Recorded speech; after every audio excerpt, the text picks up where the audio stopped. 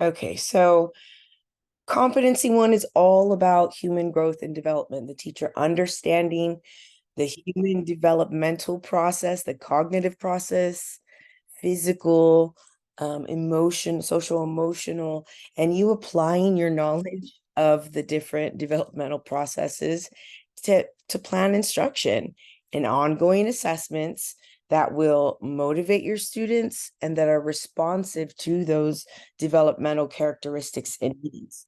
If we take an abstract concept and we teach early children, maybe first graders, second graders, without the benefit of manipulatives, what we're doing is creating a situation where the students cognitively are not at the level or development to be able to understand, and thus setting them up for failure. So if we're going to teach an abstract concept, it behooves us to bring in, yes, we do go over those things. The types of it. It's actually in another video, which when we went over competency one, because we did in fact discuss all the ways that they're different. This is Piaget's, I believe this is Erickson, psychosocial development, and utilizing what we know, what is characteristic, like what we know from Piaget tells us about cognition, right? Concrete thinking, and then more sort of complex thinking as they get older, where they learn their world through viewing and seeing. Okay, someone is still unmute. Okay, please don't unmute yourself. Thank you. Okay. So, if you would like to see the different things that we discussed, because we broke down competency one, really, really in depth, and then have reviewed it every day since. But we sort of have a lot to discuss, so I'm not going to go super into depth. But there are so many things, outside factors, which we have zero control over. Homelessness, lack of attention, affection, parental divorce, a death in the family. But regardless of our being, not able to sort of alleviate or control these situations, we are able to support the students and be kind, and find ways in which to provide support enough for them to do the things that they need to do, and to know and to be the safe place where, the safe and consistent place, because not all students have um a home or a stable, steady home. They might have a home this month and maybe next month they don't. And my daughters are 7 and 9 at the moment. They're going to be 8 and 9 in a little bit, but 7 and 9. And they just can't believe that little kids sometimes are homeless, or little kids sometimes don't have food to eat because it's not their experience. But our students are going to have myriad experiences. I mean, some that we won't be able to imagine. And that is going to have an impact on our ability to do our job with ease, right? We might have to do a little bit extra to support students that are lacking in other areas. And it's not because we're meant to be the parent or meant to do that. We literally can't get them to learn if their brains are not feeling safe, feeling seen, and where we haven't provided food so that they're not hungry. Those things just won't biologically take place, and we can still be successful. That could never happen. So we have to pay attention to who our students are and what they need, and then plan accordingly. Don't forget to add play, even all the way through. Play is very, very important. Even adults like play. So then we we sort of crawled our way through human growth and development into diversity, which was again a huge chunk, because our students are going to always be diverse, even in their skill level. Like, even if it was just like one group, one culture, one language proficiency, there's still going to be a different skill levels. and proficiencies, oral language proficiencies. So our students are always, always, always going to be different. That's never going to change or get easier or ever be different. We're all different, every single one of us, and every single one of your students. And so that's not to say that you have to plan every lesson so that every student, like, no, that just means acknowledge the types of students that you have, what their needs are, what their strengths are, their language backgrounds, their skills, their interests, their prior knowledge, and that you take those things into consideration and make sure that you plan learning experiences and that you design assessments that are responsive to those differences, to the differences and the diversity. For instance, if you have ELL students, and you do, then you have to make sure that you are doing a whole bunch of things language wise in order to make the students content knowledge, that academic knowledge, get understood. You have to be actively supporting their second language acquisition in order to be successful on their content knowledge acquisition. You can't have the other without supporting the language acquisition. And the better that you support language acquisition, the more effective you're going to be, not just in helping them acquire a second language, but in understanding that content specific subject that you're teaching, whether it be science, social studies, a trade, whatever the case may be. So there are a ton of ways that our students can be different. We need to take that into consideration when we're teaching them, while they're learning, while we're planning, and during assessments. All of the different ways you can be diverse. Never, never, never expect students to be the same.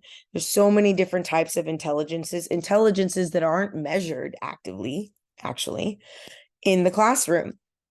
There's one type, and it's via standardized testing and in this particular way, but we know there are so many varied intelligences that students can and do have. I mean, I've had so many students that are just brilliant, maybe not the most amazing essay writer, but man, they could turn anything into the most beautiful multimedia presentation.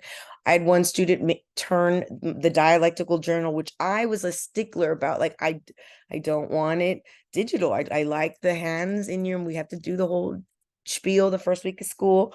But he convinced me and said, I'm really good at it. We're using iPads this year, and the district was. So in order to both comply with a district initiative and trusting in my students' abilities, because I already know they were good at it, man, he blew me away. I told him people should buy this like as an e-textbook, like for 8th grade ELAR class. He did so good. But if I hadn't been okay with allowing him to do a different type of assessment, or show me what he knows in a different way, then I mean, I could have lost him, made him feel bad about that particular thing, or just sort of shut off about English language arts in general, but he didn't. So lots of different things to consider when we are thinking about our our diverse students, because there's so many different ways in which they can be diverse. Most important, and there isn't sort of most important, but like if I had to say which sort of questions they'll give you the most of as far as diversity, it's going to be the special population ELL, the special population special education. If they say ELL, that's a keyword and phrase. You have to already tell yourself, okay, there are particular strategies that we employ in order to help scaffold our lessons, help support the students as they are acquiring English as a second language. So that also had a whole bunch of questions underneath, and it brought us, we finally finished, I don't know, diversity, I think after like 2 weeks possibly, which brings us to where we are today in the beginning of class in earnest. So this week's been kind of crazy for me, guys. We're getting a new LMS system, a learning management system. So like where you go to do your courses for Teacher Builder, we're getting a new, more amazing, less confusing. You guys are going to like it. However, I'm part of the team that has to like make it happen. So it has been just nuts. Okay, the TEKS. Today's competency is competency 3, and it is regarding the teacher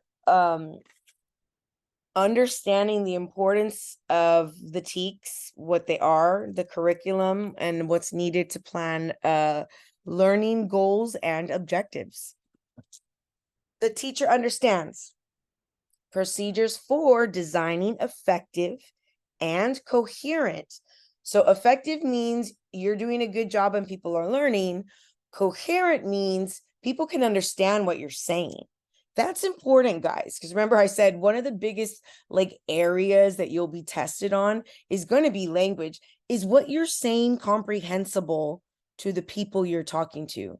Whether they're in kindergarten and you have to sort of like change or adjust language appropriately for the audience. It's not to say you have to dumb it down, but don't go in there speaking Shakespearean or like you're speaking to a graduate level course when it's kindergarten, when you're trying to explain, a vocabulary word, use a more confusing word to try to, no, there's a vocabulary instruction and visuals and all that good stuff to help paint a picture, helps us be more effective and more coherent. So you understanding the steps and procedures that we have to think about and take in order to get that effective and coherent instruction and assessment. Remember, everyone, if you've been coming to classes for a while, you know that I say instruction and assessment, they're like the same, the different sides of the same coin. So we pre-assess to see what they know. Then we instruct, we assess, which is just a collection of data. When you see assessment, I want for you to think collection of data because there are so many ways we can assess. It's not just, an essay question or multiple choice test. There's lots of ways in which we can collect data and gain an understanding and clarity of the students' growth, right? And the effectiveness of our lessons. And so we instruct, we assess to see where they at, and that it drives our planning again. And then we again go to planning, and then we instruct, and so on and so forth, and it's cyclical. So planning, instruction, and assessment based on appropriate learning goals and objectives. Learning goals, learning objectives. Appropriate. What does appropriate mean? And this is like a statement from the state regarding competency 3. So I think it's important for us to consider what grade level are they? Is this appropriate? Does this make sense? And there's other sort of measures that we can use to ask ourselves and to ascertain or decide, is this an appropriate learning goal for the people that I have at the development that they're at, in the special population that they're in? Lots of questions, which is why I will always say teachers need to be paid more. We'll continue to say it till I die. Honestly, teachers are the real MVP. So let's take a look at the next slide. State curriculum. Know and understand your TEKS. If you have never looked at your TEKS, I'm sort of shocked, but I'm sure you'll go do it later, and we're going to do it right now. Think to yourself, what prerequisite knowledge is needed? If you are doing a particular TEK and you're building a lesson around it, you have to ask yourself, what do my students need to know in order to be able to do this, learn about this? What things are needed, right? Because there might be prerequisite knowledge and prerequisite skill. And it might be the case that the students that you have, maybe they came from another district and they were doing something totally different. They don't have it. They hadn't gotten there. Or there's like a language barrier and they went to a school in another country, or they were homeschooled, whatever. There's going to be lots of reasons that you might have students missing prerequisite skills. It behooves you to teach those things and to review those things in sort of like a guided practice before you begin a lesson, so that your students don't go into a lesson and a new objective with a weight on their ankle, right?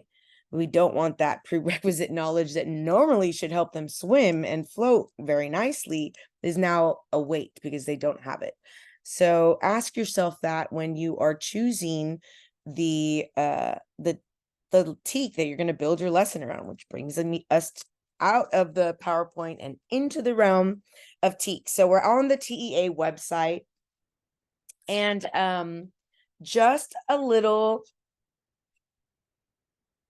like history lesson. When I started teaching, there wasn't a page for you to access the TEKS online, which makes me sound, I realize, ridiculously old, although I'm not quite, but it just wasn't available. And we didn't have the internet in schools. We didn't use computers to take attendance, none of that stuff. We filled in bubble things and someone came and picked it up every second period. And same way with grade books and grading. So this was not on here. And then at some point they added this column that says web. And then just recently, and I want to say this is within the last 2 years, they added this nice little column with the PDF, which you can actually like print out bigger chunks of your TEKS instead of, for decades, possibly 2, all you could do was access them by grade level and then screen print. So now you have the PDF view where you can get all of your content area. And so we're going to go back to this here. And I just went to English language arts and reading because I am and was an English language arts and reading teacher. And I also want to read you guys something from the TEKS, which is the law. So you'll notice this is where you go to find anybody's TEKS. So any parent, whenever you hear someone saying, blah, blah, blah, we want to know what they're teaching, give them this address, this web address. You can look at exactly what your student is doing in their math class, in their speech class, in their Spanish class, technology application, any of the many different types of fine art, dancing, music, theater, all of it. There is no guesswork to what we're doing in class. It is the law. You could tell it's the law because if you click on one of these, we go to the Office of the Secretary of State. This is Texas Administrative Code, AKA not a suggestion. and we are assessed on these standards in these in this particular curriculum. So these are the TEKS. It behooves every single one of you to have read all the TEKS associated with your certification. So when I first started teaching, I got the junior high certificate, and which was 4 through 8 for ELAR, and then later I took the 7 through 12 exam. But so I had to read and analyze the TEKS for 4th grade, 5th grade, 6th grade, 7th grade, and 8th grade, even though I only ever taught 7th and 8th grade, never taught those other ones. But for the purposes of the exam, and in order for the state to say you are qualified and can do all these things, we have to have this deep knowledge of the areas in our content. So it behooves you to do a deep reading of them, and you'll become super proficient with your grade level TEKS. Like I taught 7th grade first and for the next, couple of years. So I became an expert in 7th grade English language arts and reading TEKS. And that's just the way that that it happens. But for one time before, read them all the way through, because there are prerequisite skills and knowledge that you learn. Oh my goodness, here's a prerequisite, thing that where they learn it. For instance, in social studies, 4th grade, the entire grade level, it is a prerequisite for 7th grade social studies for that entire class, the entire grade level. So there is prerequisite knowledge and a place where you can find where it is.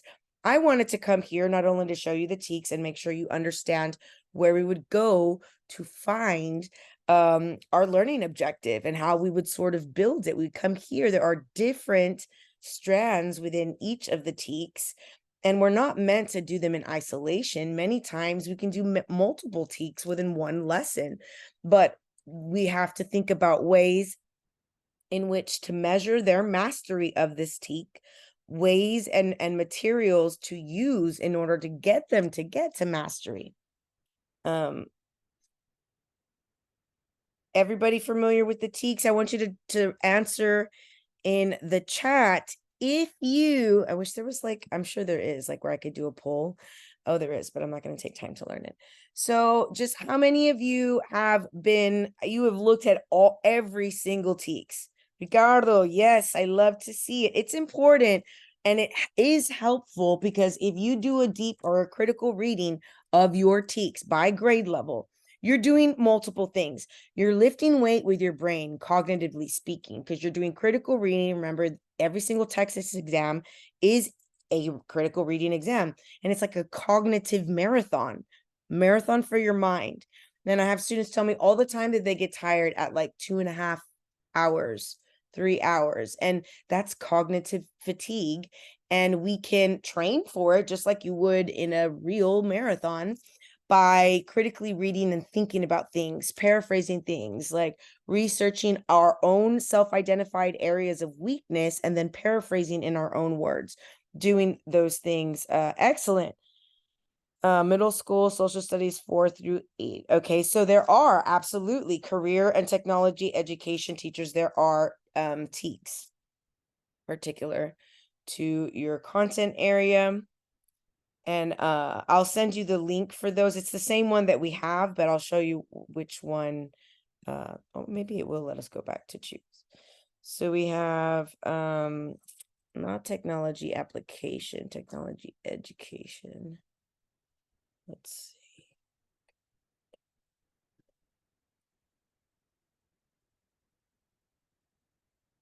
Let's see.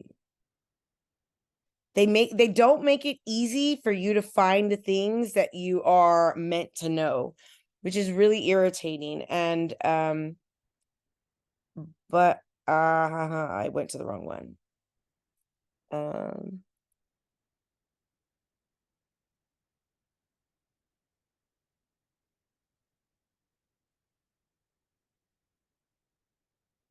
Yeah, Mr. Gonzalez, I'll definitely find it for you. But yes, you definitely do have TEKS. And I'll look this up. And I've been asked that particular question because they're so hard to find. So let me go back to the English language arts and reading before we jump back to our PowerPoint, which is on the TEKS themselves. I don't know how to respond to that. Sorry. English language learners are expected to meet standards. This is the law, guys. Here.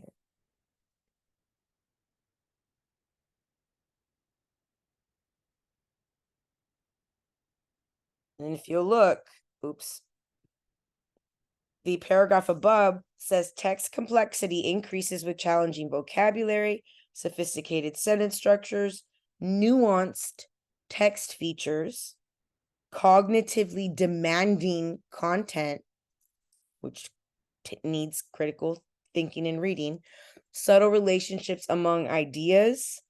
And so our ELL students are not only expected to do that in English language arts and reading, but in all of their classes with all of the texts. They all become more rigorous, more nuanced, more content specific. The science texts, become more challenging as they get older. As skills and knowledge are obtained in each of the strands, students will continue to apply earlier strands with greater depth to increase complex texts, to increasingly complex text in multiple genres, and become self-directed, critical learners who work collaboratively while continuously using metacognitive skills. Remember, metacognitive means me thinking about my thinking, my own thinking and how I understood it. English language learners are expected to meet standards in a second language. However, their proficiency in English influences the ability to meet these standards. To demonstrate this knowledge throughout the stages of English language acquisition, comprehension of text requires additional scaffolds, such as, but not limited to, adapted texts, translations, native language supports, cognates, summaries, pictures, relia, glossary, bilingual dictionaries, thesauri, other modes of comprehensible input. ELL should be encouraged to use knowledge of their first language to enhance vocabulary development. Vocabulary needs to be in context of connected discourse so that it's meaningful. So not just a list of random words that we're meant to learn and memorize that have nothing to do with each other. Learning language in that out of context is very difficult because then you can't paint an example like, what does this mean to me? Where does it fit in a puzzle piece?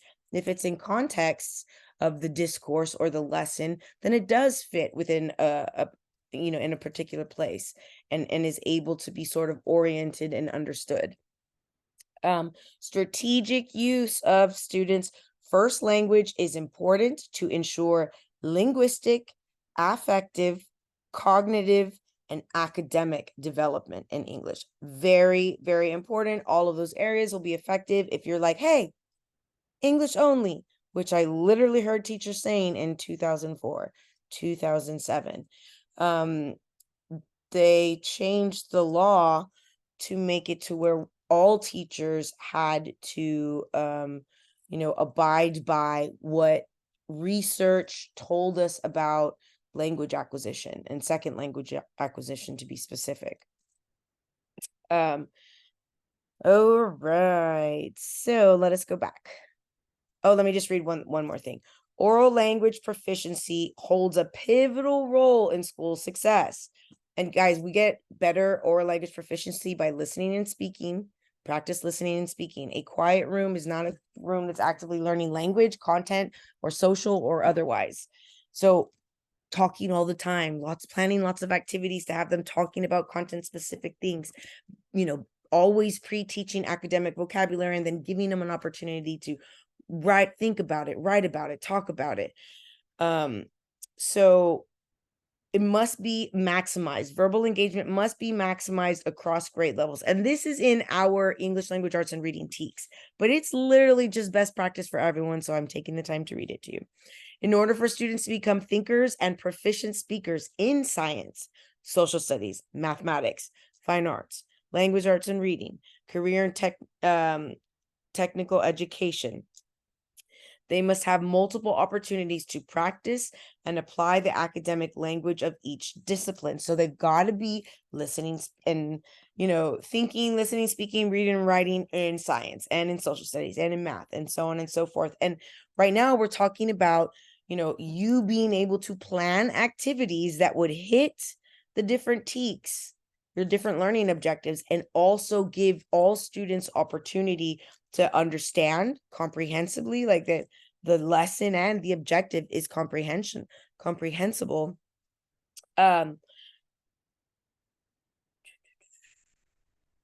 About saying English only, what if ELLs?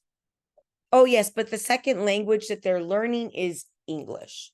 So we would never diminish or try to impede on first language because it only hurts the successful acquisition of English as a second language. They used to just like remove the L1, the first language, the mother language. And I mentioned, I believe last time, that they did that to my mom in Chicago, Illinois. And she was like in first and second grade and her first language was Spanish, and her dad had just gotten a big promotion with some company and that's where it was. And she was smacked on the hands every time with a ruler every time she used Spanish in class. So she stopped using Spanish altogether and didn't speak it at our home. Well,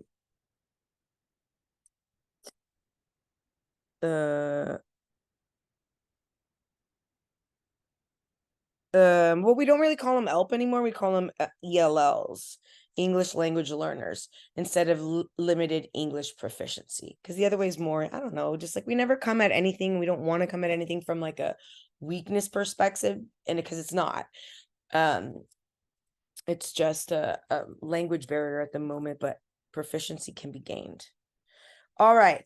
are your learning goals and objectives appropriate? So you have to ask yourself several questions. You must evaluate your learning goals and objectives, because they could be pretty faulty. And if they're pretty faulty, then you're not going to have mastery of those of the TEKS. The students will not acquire mastery of the TEKS. So they need to be clear so that the students can understand. And I know that, I mean, I know like a lot of Twitter teachers are, complain about like, why do you have to write the instructional goals? Students don't care. They don't care if all you do is write it on the board and you say nothing about it. Like, it was written on the board, but then we had a discussion, and then there was sort of like a guided, a background building activity, my little lesson trailer, in which we was sort of reinforcing the learning goals that I had, and also the ways in which they could like achieve them or show me mastery. Like, talk about your learning objectives and clarify it. It helps the student, again, orient themselves in the lesson. What am I meant to do today? And how will I be able to show that I can do it?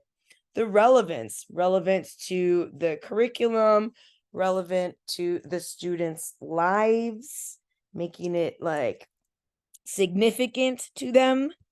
Age appropriateness, is it appropriate for the grade level and the age group that they're talking about or that you have? This is a biggie. Number 5, can it be assessed? We don't have instructional learning goals or objectives that cannot be assessed. That's preposterous, because like, how would we measure, and how would we even know that they're going to, that's not good. So if you can't assess it, like it's someone's opinion, then it's not a learning goal or objective. Responsiveness to students' current knowledge, their background, their needs, and their interests. Again, thinking about what we learned about in Competency 1 and Competency 2 with human growth and development. Where are they at? What do they currently know? What is their current knowledge? What is their current skill level? Because sometimes our classes are skill-based and performance-based, like, theater or orchestra, I don't know, PE. And so their current, background, skill level, their needs, and their interests, taking that into consideration when you are planning your learning goals and objectives. And is it aligned with the campus and district goals? Try to do things that are aligned with the campus and district goals. Certainly you want to do things that are in alignment with it, but they'll have initiatives, like when Edinburgh was getting like rolling out iPads for the different like sections, and South Middle School got theirs. There was a big push to utilize them. And so then that became something I started thinking more heavily about, because the students did have their assigned, iPads to start utilizing some of these technological apps and websites to enhance learning. So evaluate your goals, evaluate your objectives. We want them to be clear, concise, relevant, on point for where they are developmentally, on point for what they're interested in, because we want them to be interested. We do not want them to be turned off by the boringness of our class. And sometimes it shouldn't be boring, even some of the complex things can be broken down and instructed in a fun way, and practiced in a fun way, and talked about in an engaging way. So another thing to consider is collect data to make your instruction more effective. Like, we always do that, collect data. But I like to say collect data instead of just assess, to make your instruction more effective, because I want you to think about assessments, that word, and then also think the collection of data, because we can assess informally, a formative informal assessment, just by having a conversation with a student, walking around and listening to their cooperative learning groups. Lots of different ways that we can assess their strengths and their needs. So we should use assessments to analyze their strengths and their needs, not just their needs, but their strengths as well. And we want to try to point out what they're good at and show them. Remember, we're help developing people. The middle-aged kids don't even really know who they are just yet. They're trying to figure it out. So when you see strengths, please take the time to, point it out. And when you see a student doing something hard, give them that like direct feedback. Like, I see you working hard, instead of like, you're so smart, or that was really great. Hard work is something to be valued, but it has to be, sort of upheld and shined a light on for people to value it more. You should use assessments to evaluate teacher effectiveness for sure. I want for you to use assessments to as a means to think like, am I doing a good job? If 50% of the class, is not on the same page, then you have to go back and rethink, like go back to the drawing board. Something is not working the way that it should. Guide instructional planning for individuals and groups. Your data, your collection of data, your assessments should be used to guide the planning for individuals and groups. So you might have some small groups. You might have just a handful of kids that didn't master a certain, objective, or they failed like an assessment. And so you would have a reteach, and you would use what you gathered from their assessments to plan that reteach for them, so that you target those areas of weakness and bolster it. Which brings us to the other types of assessments. TELPAS and STAR. STAR is the state, TEXES exam that they do: English, language, arts, and reading, math. That starts in the 3rd grade, and it goes all the way till high school. And then you have social studies that I think is first tested about in the, I want to say 6th grade. No, maybe it's 7th grade. And then science in 5th grade. Oh, it might be 4th grade as well. And then STAR. Use standard assessments to identify students' strengths and weaknesses. To be honest with you, like the only time I ever used any standardized assessment was like in the beginning of the year, because I literally had nothing else to work with them. And so I would look at, when I first started teaching, students were taking the TOS test, and then it was TAKS, and then it was EOC, and then it was STAR. So the testing data would be available for students. You could look it up in the database, in the district, like their intranet. You could look up the students' scores and like what they were weak on as far as TEKS were concerned that were tested.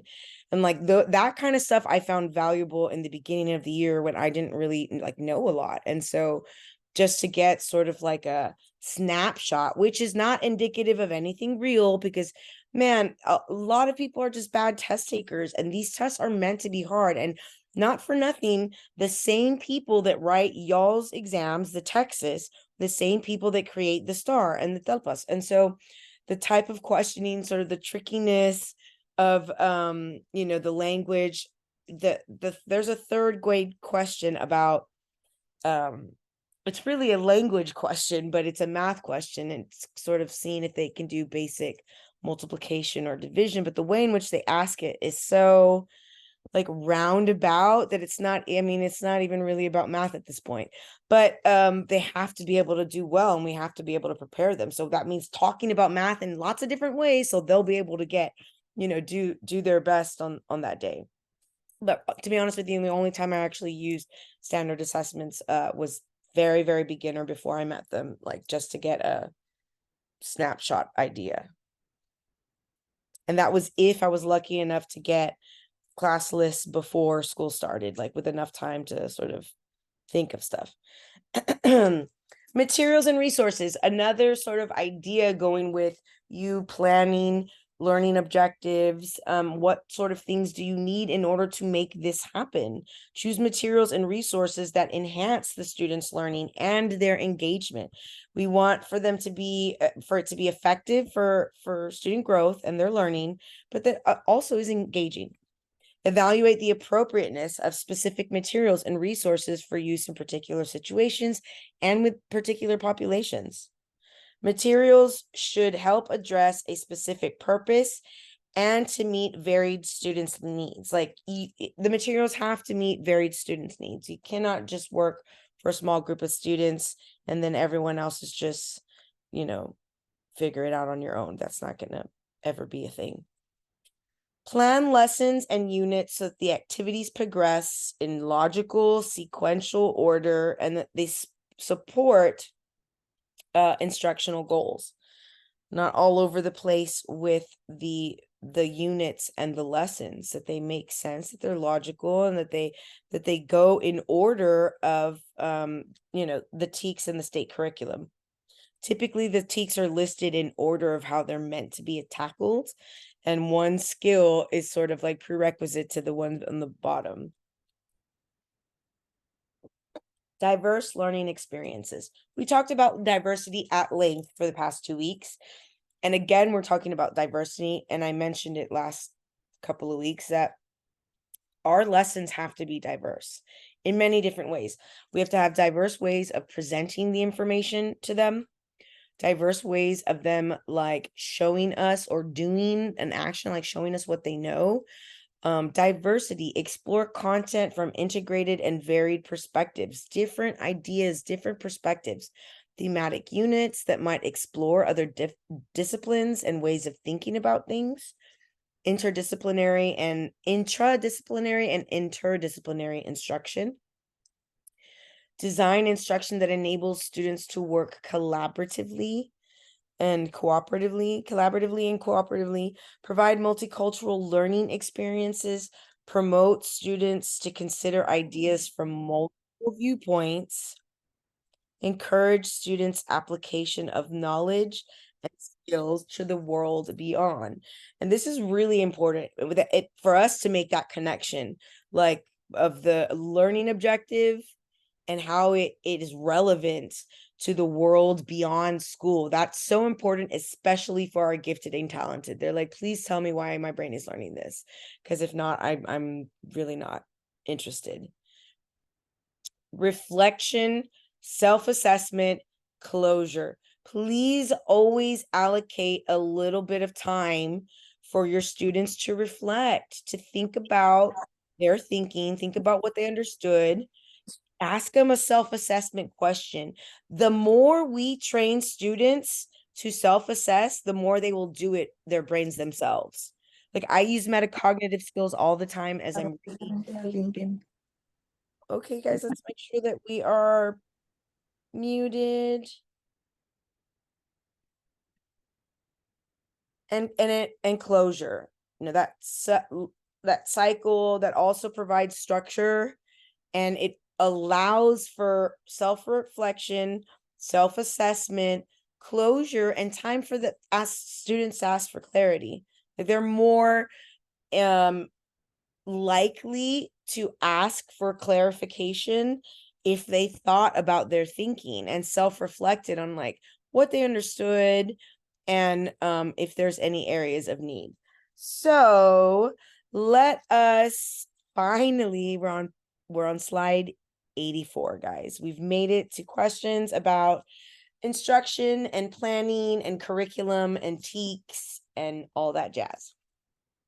Miss Sauceda, a new teacher, has read many resources regarding mathematics instruction to help her in planning. However, she is still unaware of best practices for teaching mathematics. The best resource for Miss Sauceda, it's supposed to say to support, wait, good Lord, I'm gonna have to get out. Exit full screen. Oh, chihuahuas, guys. I'm sorry, it's going all over the place. Why won't it let me go to where I can edit it? Because I don't want it to leave it like that. in any event, best resource for providing Miss Sauceda with the support she needs is, who is the best resource? Best resource. And when they say best, it's possible that they've given you more than one reasonable response. When they say best, when they say most appropriate.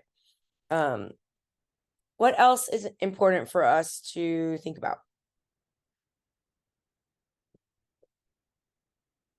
We're looking for best practices. So who it is best resource for best practices within the district?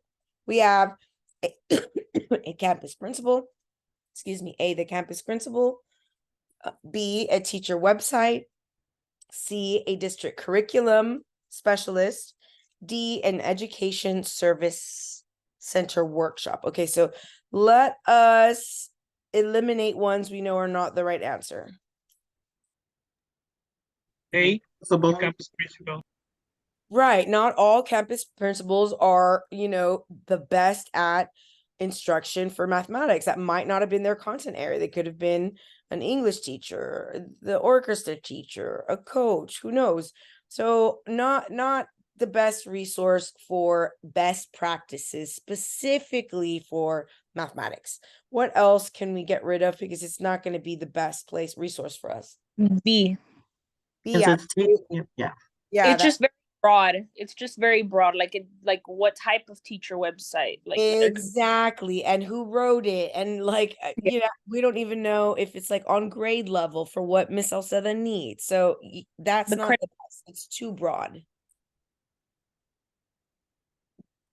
You're left with C and D. Remember, when you see best or most, it is likely they've given you more than one sort of reasonable response, but one is better than the other based on the stuff that they've told us here.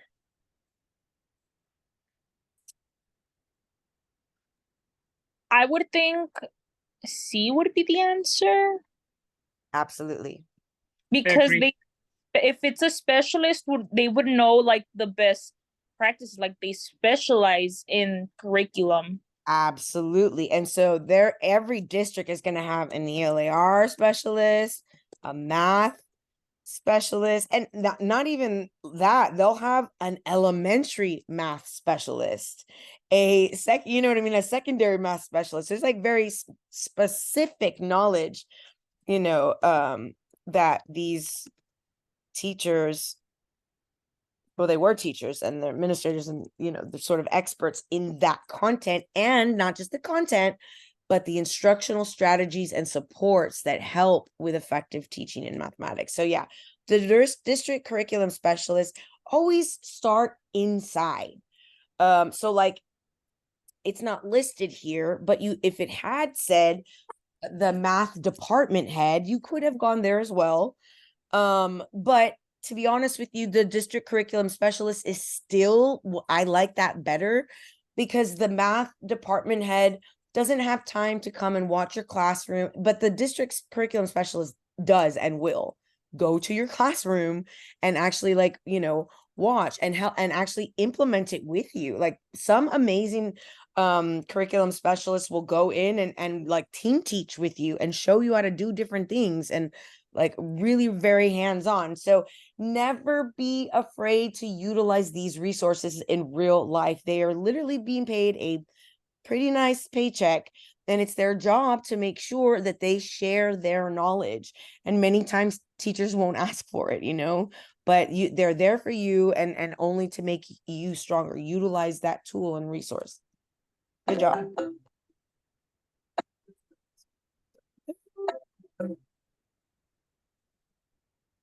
Every time.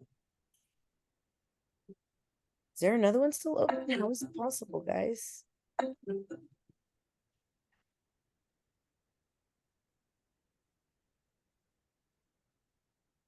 Which of the following world history activities would best promote the critical thinking skills of considering issues from different perspectives? Okay, keywords and phrases, guys. What should we highlight? What's important? What is this question asking us in layman's terms?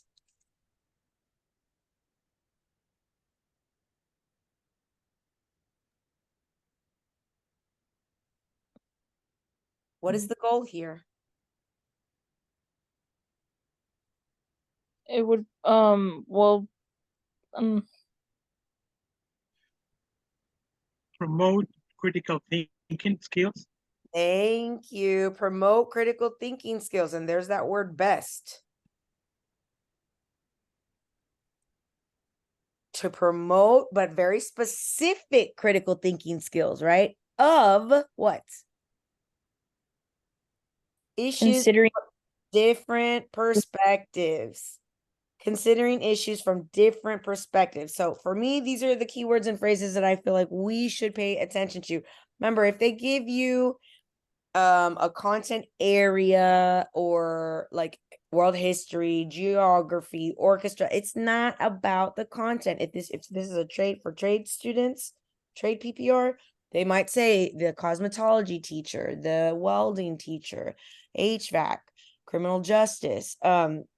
It's not about the content, it's about the pedagogy. And so the question here is, or the goal is to promote their critical thinking skills to think about things, issues, ideas from different perspectives, different ways of looking at things in a critical thinking way. So let's take a look at the answer choices and see, remember, I want you to get into the habit, which is why I do this the same way every time, because I'd like for you on the day of the exam to do that with your answer choices. Do not, because they pay people a lot of money to create these tests that they keep under the highest of security.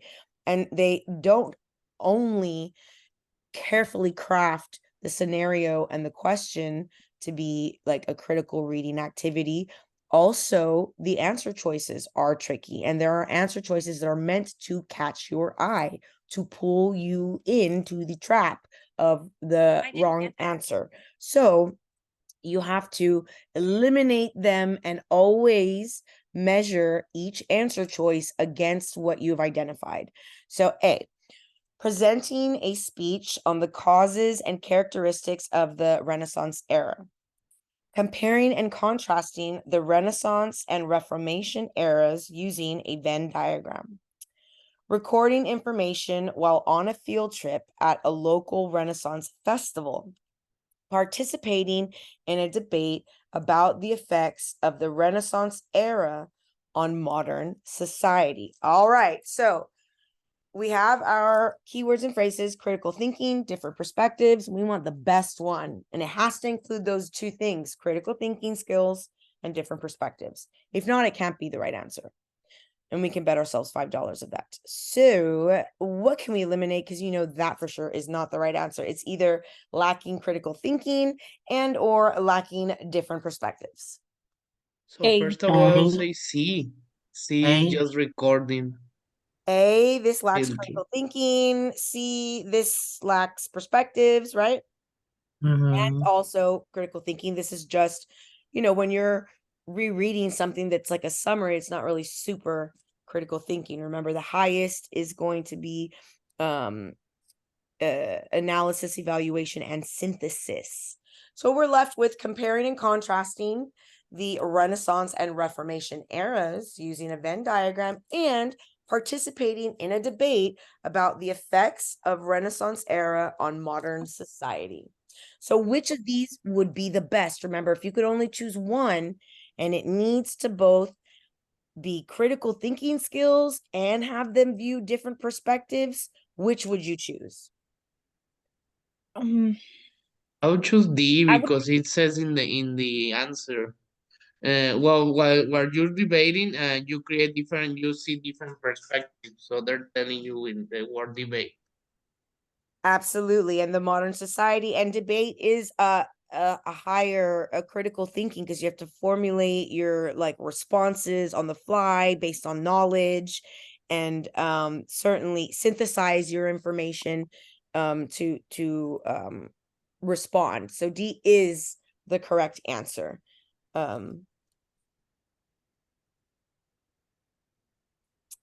Excellent job, guys. All right. Which of the following is an appropriate and clearly written learning objective for a U.S. history to incorporate when designing a lesson? Okay. Which of the following is an appropriate and clearly written learning objective for a U.S. history to incorporate when designing a lesson? Okay, so we're looking for appropriate and clearly written. For me, that's like two things, right? Appropriate, clarity, to incorporate when designing a lesson. So let's take a look. Students will celebrate the effects of the American Revolution in America and Europe. Students will see how the American Revolution helped shape the country. Students will explain the major events that caused the American Revolution. Students will realize what led to the American Revolution from the perspective of the colonists. Oh my Lord. So, we're looking for appropriate, and we discussed what makes, an objective appropriate.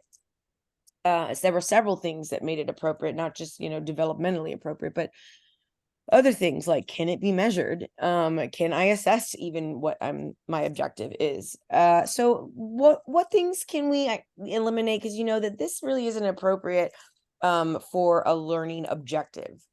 A and D. A, and why? Somebody tell me why A is not, an appropriate US history. Celebrating. It has nothing to do with Europe.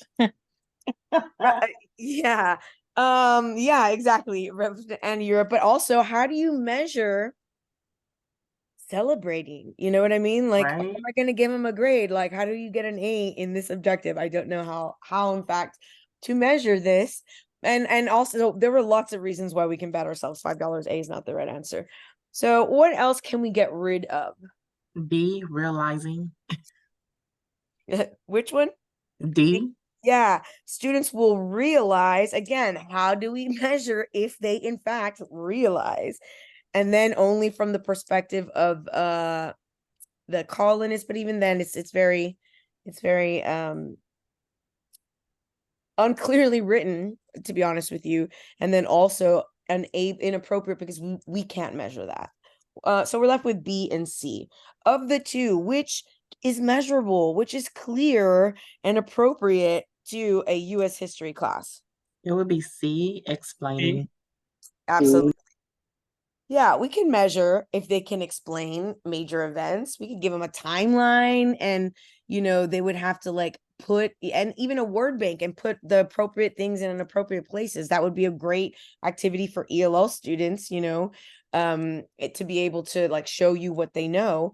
But yeah, having the students explain, and explain can be done in many different ways: verbally, written, timeline, like graphic organizer, whatever, but they can, a way for them to show you that they understand that. Also, another thing is the explain is a Bloom's taxonomy adjective. Absolutely, it is a Bloom's taxonomy adjective. Explain, analyze, summarize. All right.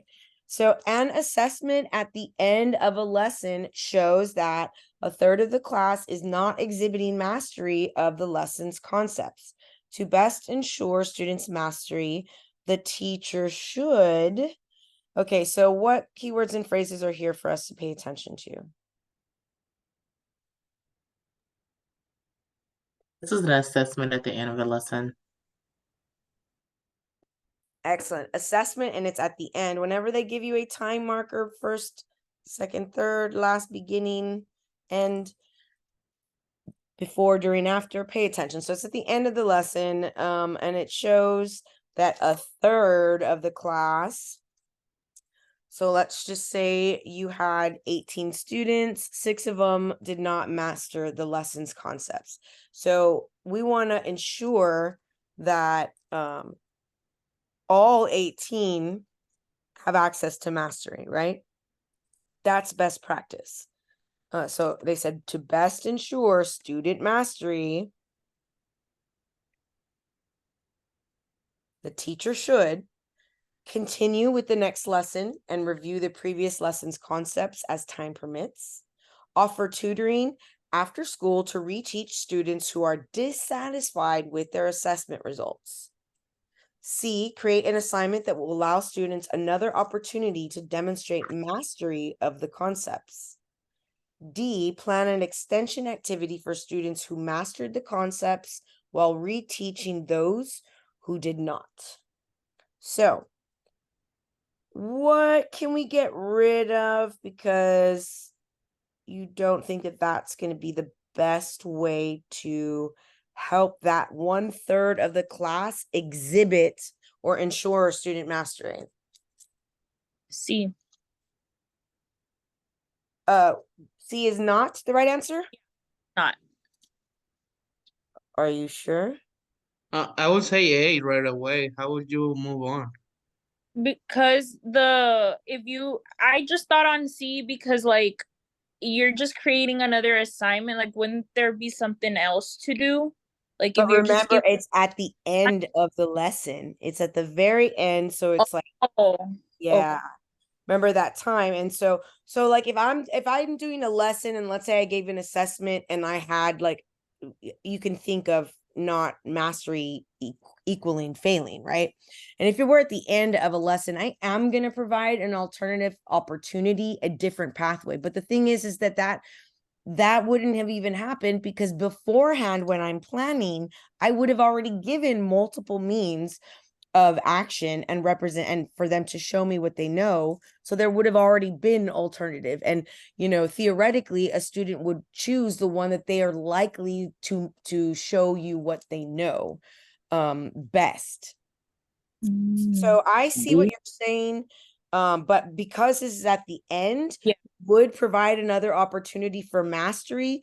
And if then it's still unsuccessful, an opportunity for reteach or remediation.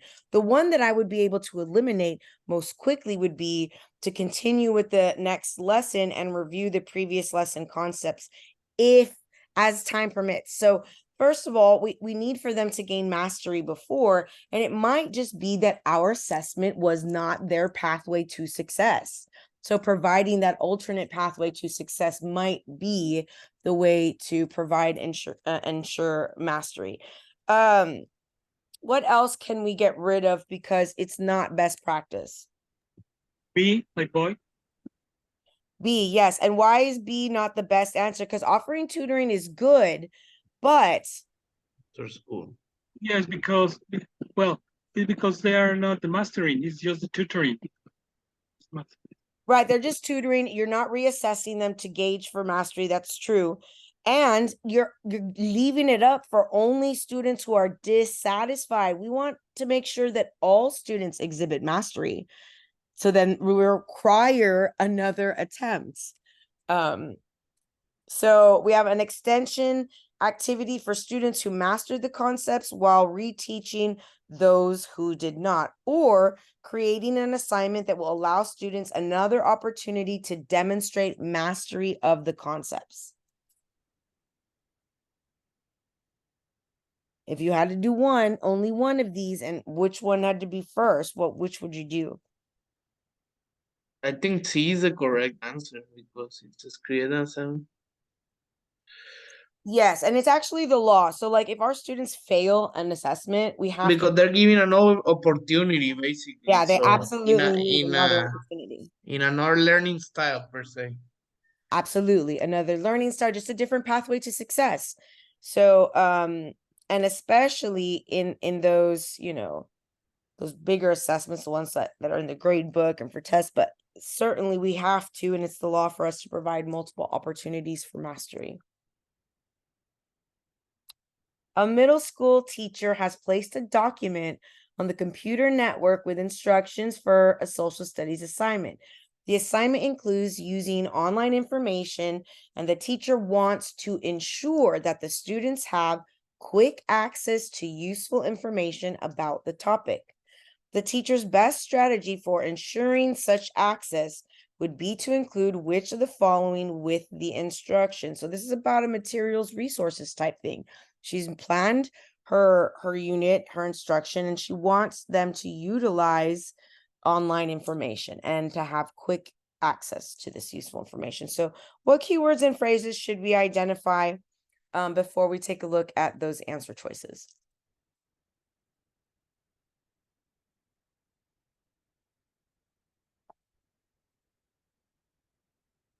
We have middle school. What else? Best strategy. Best strategy. Whenever I say best, you know that there are Several. might be more Or than could one. be- Yeah. The assignment includes using online information. Online information. What does it say though? Online information.